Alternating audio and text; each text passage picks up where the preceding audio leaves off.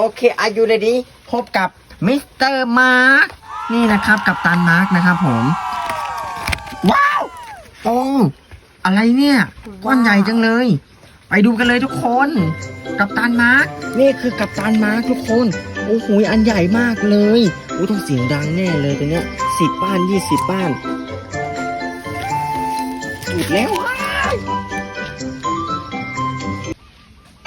โอ้โหวิ่งเลยนี่ทุกคนเราเอากัปตันมาร์คมาใส่ถ้วยนะ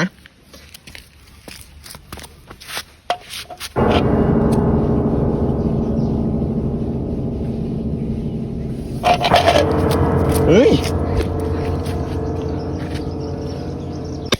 โอ้ my god ระเบิดถ้วยแล้วเลยทุกคน